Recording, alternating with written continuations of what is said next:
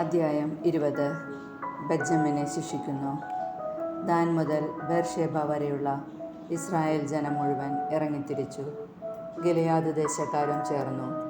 അവർ ഏകമനസ്സോടെ മിസ്പായിൽ കർത്താവിൻ്റെ മുൻപിൽ ഒരുമിച്ചുകൂടി. ജനപ്രമാണികളും ഇസ്രായേൽ ഗോത്രങ്ങളിലെ നേതാക്കന്മാരും ദൈവജനത്തിൻ്റെ സഭയിൽ ഹാജരായി. ഗഡ്ഗധാരികളുടെ ആ കാലാൾപ്പട 4,00,000 പേരടങ്ങിയതായിരുന്നു. ഇസ്രായേൽ മിസ്പായിലേക്ക് പോയിരിക്കുന്നുവെന്ന് ബെഞ്ചമിൻ ഗോത്രക്കാർ കേട്ടു. ഇത്ര വലിയ ദുഷ്ടത എങ്ങനെ സംഭവിച്ചുവെന്ന് ഞങ്ങളോട് പറയുക എന്ന് ഇസ്രായേൽ ജനം ആവശ്യപ്പെട്ടു. കൊല്ലപ്പെട്ട സ്ത്രീയുടെ ഭർത്താവായ ലേവ്യൻ പറഞ്ഞു, ബെഞ്ചമിൻ ഗോത്രത്തിൻ്റെ അധീനതയിലുള്ള ഗിബെയായിൽ ഞാനും എൻ്റെ ഉപനാരിയും രാത്രിയിൽ താമസിക്കാൻ ചെന്നു. ഗിബെയായിലെ ആളുകൾ രാത്രി എനിക്കെതിരായി വന്ന് എന്നെ കൊല്ലാൻ വീട് വളഞ്ഞു. എൻ്റെ ഉപനാരിയെ അവർ ബലാത്സംഗം ചെയ്തു. അങ്ങനെ അവൾ മരിച്ചു. അവളെ ഞാൻ കഷ്ണങ്ങളായി മുറിച്ച് ഇസ്രായേൽക്കാരുടെ ദേശത്തെല്ലാം കൊടുത്തയച്ചു. അത്ര വലിയ മ്ലേച്ഛതയാണ് അവർ ഇസ്രായേലിൽ കാണിച്ചിരിക്കുന്നത്. അതുകൊണ്ട് ഇസ്രായേലരെ ഇതിനെക്കുറിച്ച് എന്ത് ചെയ്യണമെന്നാണ് ഇവിടെ കൂടിയിരിക്കുന്ന നിങ്ങളുടെ ഉപദേശം? ജനം മുഴുവൻ ഏകമനസ്സായി എഴുന്നേറ്റ് നിന്ന് ശപഥം ചെയ്തു, ഞങ്ങളിൽ ഒരുവൻ പോലും കൂടാരത്തിലേക്കോ വീട്ടിലേക്കോ മടങ്ങിപ്പോവുകയില്ല. ഗിബെയായോട് നമുക്ക് ഇങ്ങനെ ചെയ്യാം, നറുക്കിട്ട് നമുക്ക് അതിനെ ആക്രമിക്കാം. ഇസ്രായേലിലെ ഓരോ ഗോത്രത്തിലും നിന്ന് 100-ന് 10, 1000-ന് 100, 10,000-ന് 1000 എന്ന കണക്കിന് നമുക്ക് ആളുകളെ തിരഞ്ഞെടുക്കാം. ബെഞ്ചമിൻ ഗോത്രത്തിലെ ഗിബെയ നഗരം ഇസ്രായേലിൽ ചെയ്ത ക്രൂരകൃത്യത്തിന് പ്രതികാരം ചെയ്യാൻ ജനങ്ങൾ വരുമ്പോൾ ഈ തിരഞ്ഞെടുക്കപ്പെട്ടവർ അവർക്ക് ഭക്ഷണം കൊണ്ടുവരട്ടെ. ഇസ്രായേൽ ജനം മുഴുവൻ പട്ടണത്തിനെതിരെ ഒറ്റക്കെട്ടായി നിന്നു. ഇസ്രായേൽ ഗോത്രങ്ങൾ ബെഞ്ചമിൻ ഗോത്രത്തിലെങ്ങും ദൂതന്മാരെ അയച്ച് അറിയിച്ചു, എത്ര ഘോരമായ തിന്മയാണ് നിങ്ങളുടെ ഇടയിൽ സംഭവിച്ചിരിക്കുന്നത്. അതുകൊണ്ട് ഗിബെയായിലുള്ള ആ നീചന്മാരെ ഞങ്ങൾക്ക് വിട്ടുതരുവിൻ. ഇസ്രായേലിൽ നിന്ന് തിന്മ നീക്കം ചെയ്യേണ്ടതിന് ഞങ്ങൾ അവരെ കൊന്നുകളയട്ടെ. എന്നാൽ ബെഞ്ചമിൻ ഗോത്രക്കാർ തങ്ങളുടെ സഹോദരന്മാരായ ഇസ്രായേൽക്കാരുടെ വാക്കുകൾ വകവെച്ചില്ല. ഇസ്രായേൽ ജനത്തിനെതിരെ യുദ്ധം ചെയ്യാൻ അവർ പട്ടണങ്ങളിൽ നിന്ന് ഗിബെയായിൽ ഒന്നിച്ചുകൂടി. ഗിബെയാവാസികളിൽ നിന്നു തന്നെ എണ്ണപ്പെട്ട 700 പ്രഗത്ഭന്മാരുണ്ടായിരുന്നു. അവർക്ക് പുറമെ വാളെടുക്കാൻ പോന്ന 26,000 ബെഞ്ചമിൻ ഗോത്രജരുമുണ്ടായിരുന്നു. അവരിൽ പ്രഗത്ഭന്മാരായ 700 ഇടത്തുകയ്യന്മാരുണ്ടായിരുന്നു. അവർ ഒരു തലമുടിയിഴയ്ക്ക് പോലും ഉന്നം തെറ്റാത്ത കമണക്കാരായിരുന്നു. മറുവശത്ത് ബെഞ്ചമിൻ ഗോത്രക്കാർക്കെതിരെ ഗഡ്ഗധാരികളായ 4,00,000 ഇസ്രായേൽ യോദ്ധാക്കൾ അണിനിരന്നു. ഇസ്രായേൽ ജനം ബേഥേലിലെത്തി. ബെഞ്ചമിൻ ഗോത്രക്കാരോട് യുദ്ധം ചെയ്യാൻ തങ്ങളിൽ ആരാണ് ആദ്യം പോകേണ്ടതെന്ന് ദൈവത്തോട് ആരാഞ്ഞു. യൂദ ആദ്യം പോകട്ടെ എന്ന് കർത്താവ് അരുളി ചെയ്തു. ഇസ്രായേൽ ജനം രാവിലെ എഴുന്നേറ്റ് ഗിബെയായ്ക്ക് എതിരായി പാളയമടിച്ചു. അവർ ബെഞ്ചമിൻ ഗോത്രത്തിനെതിരായി യുദ്ധത്തിനിറങ്ങി. ഗിബെയായിൽ അവർക്കെതിരായി അണിനിരന്നു. ബെഞ്ചമിൻ ഗോത്രക്കാർ ഗിബെയായിൽ നിന്ന് വന്ന് 22,000 ഇസ്രായേൽക്കാരെ അന്ന് അരിഞ്ഞു വീഴ്ത്തി. എങ്കിലും ഇസ്രായേൽക്കാർ ധൈര്യം സംഭരിച്ചു. ആദ്യ ദിവസം അണിനിരന്നിടത്തു തന്നെ വീണ്ടും അണിനിരന്നു. അവർ സായാഹ്നം വരെ കർത്താവിൻ്റെ മുൻപിൽ കരഞ്ഞു. സഹോദരന്മാരായ ബെഞ്ചമിൻ ഗോത്രക്കാർക്കെതിരെ വീണ്ടും യുദ്ധത്തിന് പോകണമോ എന്ന് അവിടത്തോട് ആരാഞ്ഞു. ചെല്ലുക എന്ന് കർത്താവ് അരുളി ചെയ്തു. അങ്ങനെ ഇസ്രായേൽക്കാർ ബെഞ്ചമിൻ ഗോത്രത്തിനെതിരായി 2-ാം ദിവസവും അണിനിരന്നു. ബെഞ്ചമിൻ ഗോത്രക്കാർ 2-ാം ദിവസവും ഗിബെയായിൽ നിന്ന് വന്ന് അവരെ നേരിട്ടു. ഗഡ്ഗധാരികളായ 18,000 ഇസ്രായേൽക്കാരെ വധിച്ചു. അപ്പോൾ ഇസ്രായേൽ ജനം മുഴുവനും യോദ്ധാക്കളെല്ലാം ചേർന്ന് ബേഥേലിൽ വന്ന് കരഞ്ഞു. അവർ ആ ദിവസം സായാഹ്നം വരെ കർത്താവിൻ്റെ മുൻപിൽ ഉപവസിക്കുകയും ദഹനബലികളും സമാധാന ബലികളും അർപ്പിക്കുകയും ചെയ്തു. ഇസ്രായേൽ ജനം കർത്താവിൻ്റെ ഹിതമാരാഞ്ഞു. ദൈവത്തിൻ്റെ വാഗ്ദാന പേടകം അന്നാളുകളിൽ അവിടെയായിരുന്നു. അഹറോൻ്റെ പുത്രനായ എലയാസറിൻ്റെ പുത്രൻ ഫിനെഹാസ് ആയിരുന്നു അന്ന് പൗരോഹിത്യ ശുശ്രൂഷ നടത്തിയിരുന്നത്.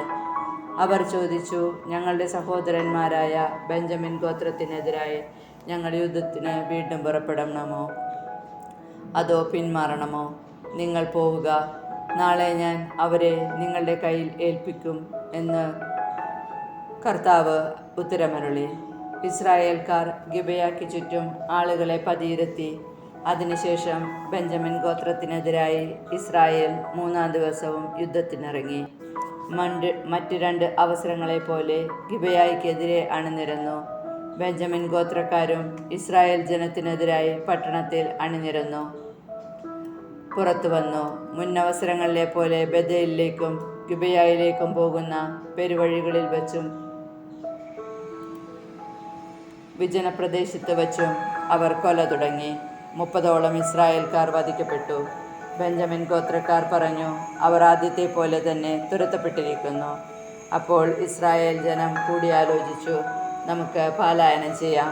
അങ്ങനെ അവരെ നമുക്ക് പൊതുവഴിയിലേക്ക് ആനയിക്കാം. ഇസ്രായേൽ ഒന്നടക്കം തങ്ങളുടെ സ്ഥാനങ്ങളിൽ നിന്ന് പുറപ്പെട്ട് ബാൽതമാറിൽ അണിനിരന്നു.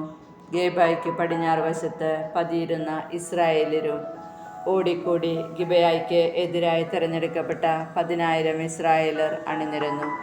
ഉഗ്രമായ പോരാട്ടം നടന്നു. തങ്ങൾക്ക് നാശമടുത്തിരിക്കുന്നുവെന്ന് ബെഞ്ചമിൻ ഗോത്രക്കാർ അറിഞ്ഞില്ല.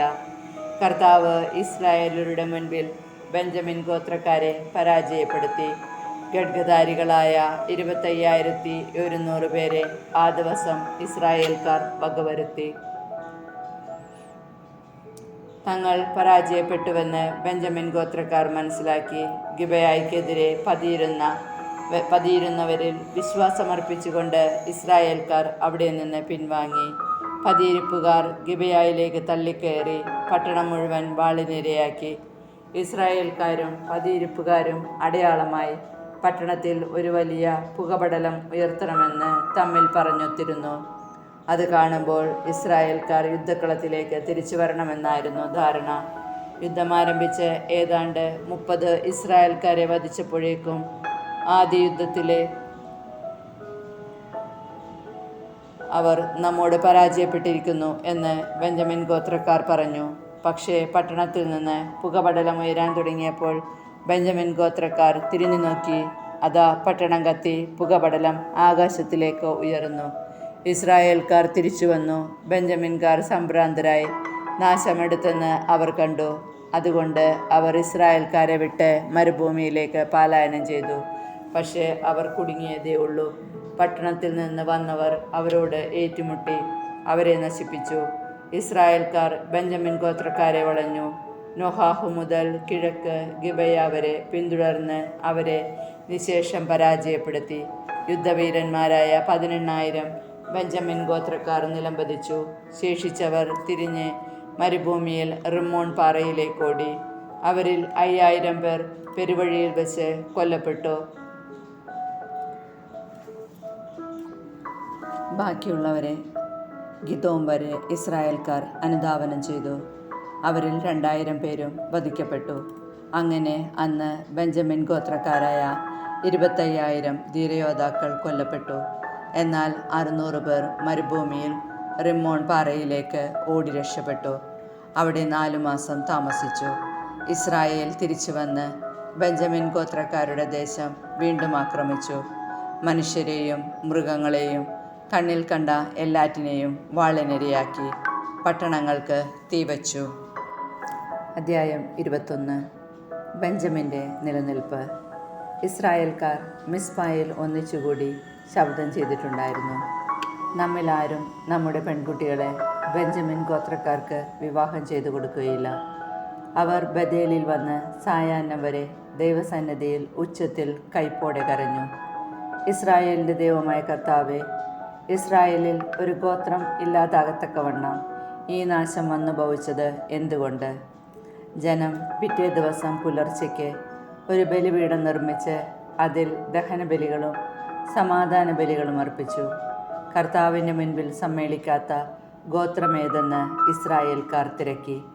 മിസ്പായിൽ കർത്താവിൻ്റെ മുൻപാകെ വരാത്തവനെ കൊന്നുകളയണമെന്ന് അവർ ദൃഢപ്രതിജ്ഞ ചെയ്തിരുന്നു. തങ്ങളുടെ സഹോദര ഗോത്രമായ ബെഞ്ചമിനോട് ഇസ്രായേലിന് അനുകമ്പ തോന്നി. അവർ പറഞ്ഞു, ഇസ്രായേലിൽ ഒരു ഗോത്രം ഇന്ന് അറ്റുപോയിരിക്കുന്നു. ശേഷിച്ചിരിക്കുന്ന ബെഞ്ചമിൻ വംശജർക്ക് ഭാര്യമാരെ ലഭിക്കാൻ നാം എന്തു ചെയ്യണം? നമ്മുടെ പുത്രിമാരെ അവർക്ക് ഭാര്യമാരായി കൊടുക്കുകയില്ല എന്ന് കർത്താവിൻ്റെ മുൻപിൽ നാം ശപഥം ചെയ്തു പോയല്ലോ. മിസ്പായിൽ കർത്താവിൻ്റെ സന്നിധിയിൽ വരാത്ത ഏതെങ്കിലും ഇസ്രായേൽ ഗോത്രമുണ്ടോ എന്ന് അവർ തിരക്കി. യാബേഷ് ഗിലെയാദിൽ നിന്ന് ആരും സമ്മേളനത്തിന് സന്നിഹിതരായിരുന്നില്ല. ജനത്തെ എണ്ണിത്തിട്ടപ്പെടുത്തിയപ്പോൾ യാബേഷ് ഗിലെയാദിലെ നിവാസികളിൽ ഒരുവൻ പോലും അവിടെ ഉണ്ടായിരുന്നില്ല. അതുകൊണ്ട് ആ സമൂഹം യുദ്ധവീരന്മാരായ 12,000 ആളുകളെ അവിടേക്ക് നിയോഗിച്ചുകൊണ്ട് കൽപ്പിച്ചു, സ്ത്രീകളും കുഞ്ഞുങ്ങളുമടക്കം യാബേഷ് ഗിലെയാദിൽ നിവാസികളെ വാളിനിരയാക്കുക. ഇതാണ് നിങ്ങൾ ചെയ്യേണ്ടത്. എല്ലാ പുരുഷന്മാരെയും പുരുഷനോടുകൂടെ ശയിച്ചിട്ടുള്ള എല്ലാ സ്ത്രീകളെയും നശിപ്പിച്ചു കളയണം. യാബേഷ് ഗിലെയാദ് നിവാസികളിൽ പുരുഷനെ അറിഞ്ഞിട്ടില്ലാത്ത 400 കന്യകമാരുണ്ടായിരുന്നു. അവരെ കാനാൻ ദേശത്ത് ഷീലോയിലെ പാളയത്തിലേക്ക് കൂട്ടിക്കൊണ്ടുവന്നു. അപ്പോൾ സമൂഹം മുഴുവൻ ഒന്നു ചേർന്ന് റിമ്മോൺ പാറയിൽ താമസിച്ചിരുന്ന ബെഞ്ചമിൻ ഗോത്രക്കാരുടെ അടുക്കൽ ആളയച്ച് സമാധാന പ്രഖ്യാപനം നടത്തി. ബെഞ്ചമിൻ ഗോത്രക്കാർ തിരിച്ചു വന്നു. യാബേഷ് ഗിലെയാദിൽ നിന്ന് ജീവനോടെ രക്ഷിച്ച ആ സ്ത്രീകളെ അവർക്ക് ഭാര്യമാരായി കൊടുത്തു. എന്നാൽ എല്ലാവർക്കും തികഞ്ഞില്ല. ഇസ്രായേൽ ഗോത്രങ്ങൾക്കിടയിൽ കർത്താവ് ഒരു വിടവ് സൃഷ്ടിച്ചതുകൊണ്ട് ജനത്തിന് ബെഞ്ചമിൻ വംശജരോട് അലുവ തോന്നി. അപ്പോൾ സമൂഹത്തിലെ ശ്രേഷ്ഠന്മാർ പറഞ്ഞു, ബാക്കിയുള്ളവർക്ക് കൂടി ഭാര്യമാരെ ലഭിക്കാൻ നാം എന്താണ് ചെയ്യുക? ബെഞ്ചമിൻ ഗോത്രത്തിൽ സ്ത്രീകൾ അറ്റുപോയല്ലോ. അവർ തുടർന്നു, ഇസ്രായേലിൽ ഒരു ഗോത്രം മൺമറഞ്ഞു പോകാതിരിക്കാൻ ബെഞ്ചമിൻ ഗോത്രത്തിൽ അവശേഷിച്ചിരിക്കുന്നവർക്ക് ഒരു അവകാശം വേണമല്ലോ. എന്നാൽ നമ്മുടെ പുത്രിമാരെ അവർക്ക് ഭാര്യമാരായി നൽകുക സാധ്യമല്ല. കാരണം ബെഞ്ചമിൻ വംശജന് ഭാര്യയെ നൽകുന്നവൻ ശപിക്കപ്പെട്ടവനായിരിക്കുമെന്ന് ഇസ്രായേൽ ജനം ശപഥം ചെയ്തിട്ടുണ്ട്. അവർ പറഞ്ഞു, ബഥേലിന് വടക്കും ബഥേലിൽ നിന്ന് ഷെക്കമിലേക്കുള്ള പെരുവഴിയുടെ കിഴക്കും ലെബോനായിക്ക് തെക്കുമുള്ള ഷീലോയിൽ കർത്താവിൻ്റെ ഉത്സവം വർഷം തോറും ആഘോഷിക്കാറുണ്ടല്ലോ. ബെന്യാമിൻകാരോട് അവർ നിർദ്ദേശിച്ചു, നിങ്ങൾ പോയി മുന്തിരിത്തോട്ടങ്ങളിൽ പതിയിരിക്കുവിൻ. ഷീലോയിലെ യുവതികൾ നൃത്തം ചെയ്യാൻ വരുന്നത് കാണുമ്പോൾ മുന്തിരിത്തോട്ടത്തിൽ നിന്ന് പുറത്തു വന്ന് ഓരോരുത്തരും ഓരോ സ്ത്രീയെ പിടിച്ചുകൊണ്ട് ഭാര്യയാക്കി ബെഞ്ചമിൻ ദേശത്തേക്ക് പോകുവിൻ. അവരുടെ പിതാക്കന്മാരോ സഹോദരന്മാരോ പരാതിയുമായി ഞങ്ങളെ സമീപിച്ചാൽ ഞങ്ങൾ അവരോട് ഇങ്ങനെ സമാധാനം പറഞ്ഞുകൊള്ളാം, അവരോട് ക്ഷമിക്കുവിൻ. യുദ്ധത്തിൽ ഞങ്ങൾ അവർക്കായി സ്ത്രീകളെ കൈവശപ്പെടുത്തിയില്ല, നിങ്ങൾ അവർക്ക് കൊടുത്തതുമില്ല. കൊടുത്തിരുന്നെങ്കിൽ നിങ്ങൾ കുറ്റക്കാരാകുമായിരുന്നു. ബെഞ്ചമിൻ ഗോത്രജർ തങ്ങളുടെ എണ്ണത്തിനനുസരിച്ച് ഭാര്യമാരെ നൃത്തം ചെയ്യാൻ വന്ന യുവതികളിൽ നിന്ന് പിടിച്ചുകൊണ്ടുപോയി തങ്ങൾക്ക് അവകാശമായി ലഭിച്ച സ്ഥലത്ത് മടങ്ങിച്ചെന്ന് പട്ടണം പുതുക്കി അവർ അവിടെ വസിച്ചു. ഇസ്രായേൽ ജനം അവിടെ നിന്ന് മടങ്ങി ഓരോരുത്തരും താങ്കളുടെ ഗോത്രത്തിലേക്കും ഭവനത്തിലേക്കും അവകാശഭൂമിയിലേക്കും പോയി. അക്കാലത്ത് ഇസ്രായേലിൽ രാജാവില്ലായിരുന്നു. ഓരോരുത്തരും തനിക്ക് യുക്തമെന്ന് തോന്നിയത് ചെയ്തിരുന്നു.